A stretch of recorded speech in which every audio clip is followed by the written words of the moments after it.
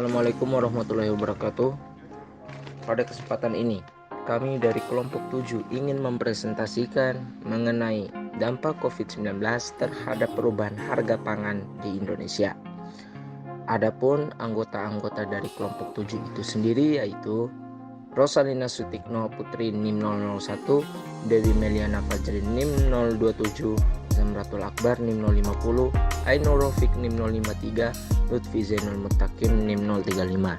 Masuk ke dalam bab pembahasan. Apa itu COVID-19? Tentu teman-teman sudah banyak yang mengetahui tentang COVID-19. Ya, merupakan salah satu jenis penyakit menular yang menyerang sistem pernapasan akut yang biasa disebut dengan virus corona. Virus ini pertama kali ditemukan di Provinsi Wuhan, Cina. Pada Desember 2019, tepatnya di Wuhan, Cina, ditemukan jenis virus corona baru yang disebut COVID-19 dan lebih berbahaya dibandingkan SARS atau MERS. COVID-19 menimbulkan berbagai komplikasi penyakit, terutama gangguan pada saluran pernapasan seperti gagal pernapasan akut hingga menyebabkan kematian bagi penderitanya. Di sini saya akan menjelaskan apa yang bisa dilakukan untuk mencegah penularan COVID-19. Untuk mencegah penularan COVID-19, lebih awal mengikuti protokol kesehatan sesuai anjuran pemerintah, yaitu social distancing dan karantina mandiri. Berperan besar dalam mencegah dan penanganan untuk memperlambat penularan COVID-19. Selama menjalani karantina, hal yang dapat dilakukan untuk mencegah penularan virus corona, orang harus menjaga gaya hidup bersih, makanan yang seimbang, istirahat yang cukup, rutin olahraga, jangan panik dan stres agar daya tahan tubuh tidak menurun, dan melakukan banyak kegiatan positif di dalam rumah. Langkah-langkah yang paling efektif untuk mencegah COVID-19 meliputi 1. Melakukan kebersihan tangan menggunakan hand sanitizer jika tangan tidak terlihat kotor, atau cuci tangan dengan sabun jika tangan terlihat kotor. 2. Menghindari menyentuh mata, hidung, dan mulut. 3. Terapkan etika batuk atau bersin dengan menutup hidung dan mulut dengan lengan atas bagian dalam atau tisu. Lalu buanglah tisu ke tempat sampah. Yang keempat, pakailah masker medis jika memiliki gejala pernapasan dan melakukan kebersihan tangan setelah membuang masker. Yang kelima, menjaga jarak minimal 2 meter dari orang yang mengalami gejala gangguan pernapasan. Bagaimana dampak yang ditimbulkan selama masa pandemi COVID-19.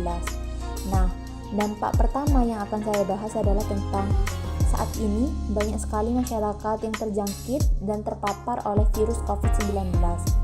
Dan juga saat ini korban yang terpapar oleh virus COVID-19 ini jumlahnya terus bertambah setiap harinya. Dampak yang kedua yang akan saya bahas adalah tentang terganggunya kegiatan ekonomi.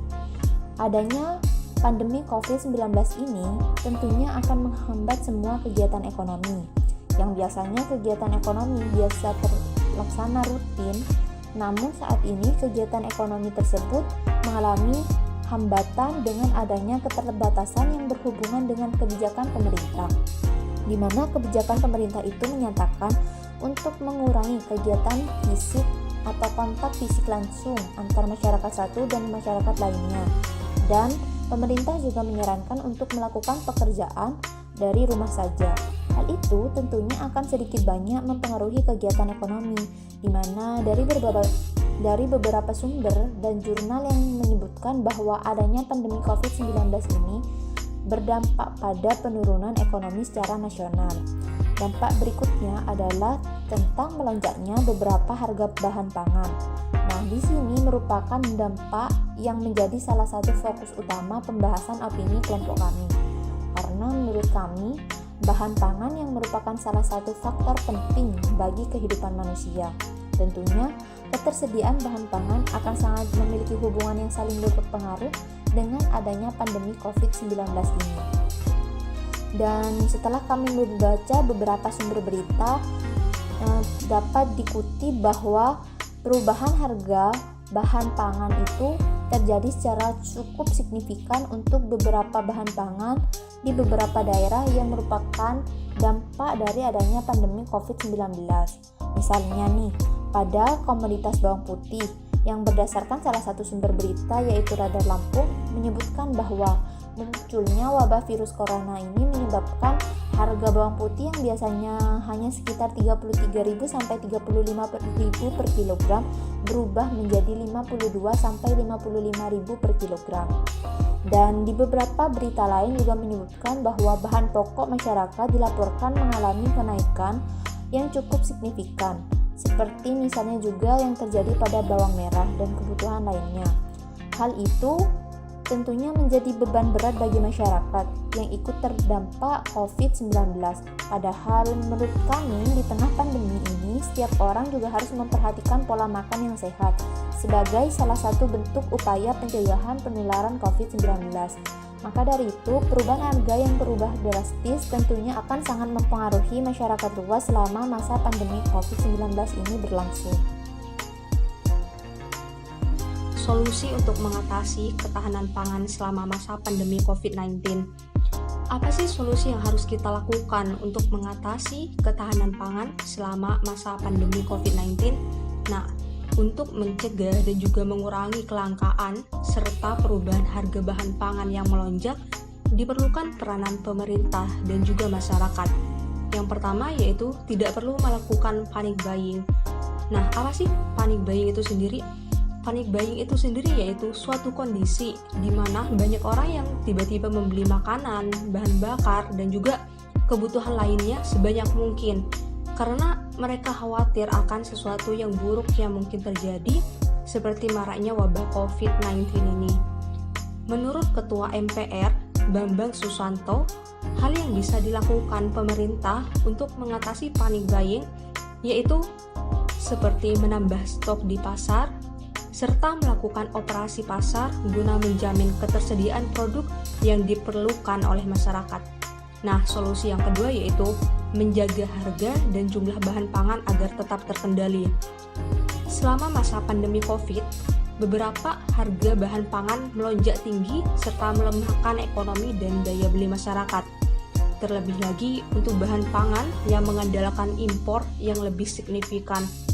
Upaya yang dilakukan pemerintah untuk mengendalikan impor yaitu mengeluarkan peraturan Menteri Perdagangan Nomor 27 Tahun 2020 yang menghapus persyaratan SPI khusus untuk bawang putih dan juga bawang bombay guna mengurangi kelangkaan. Nah, efek dari adanya Permendag ini, harga bawang putih turun secara signifikan. Indonesia harus mempertimbangkan untuk mengurangi ataupun menghapus sementara hambatan impor bahan pangan guna memaksimalkan ketersediaan bahan pangan sehingga tidak terjadi kelangkaan selama masa pandemi COVID-19 ini berlangsung. Oke, kesimpulan dari materi ini ialah yang dapat kita lakukan selama masa pandemi COVID-19 ini seperti menggunakan masker saat bepergian dan menjaga jarak setidaknya 1-2 meter. Dan setelah pulang dari bepergian atau berbelanja, seenggaknya kita menggunakan hand sanitizer, membersihkan tangan, kaki, dan mengganti baju untuk mencegah penularan COVID-19 ini. Dan terutama yang paling penting ialah dari pola makanan. Seenggaknya saat kita di masa COVID seperti ini, seenggaknya kita memakan makanan yang sehat. Makanan adalah bahan penting dalam kesehatan ini.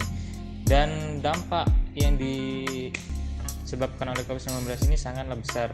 Salah satunya adalah turunnya ekonomi di Indonesia ini, terutama di faktor pangan.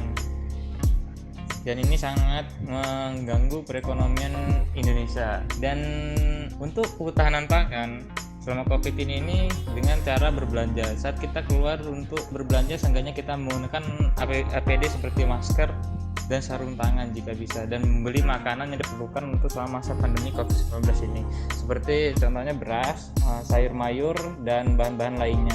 Setelah itu kita pun harus keluar untuk melakukan hal-hal yang penting saja, untuk membeli bahan-bahan pangan atau alat kesehatan lainnya.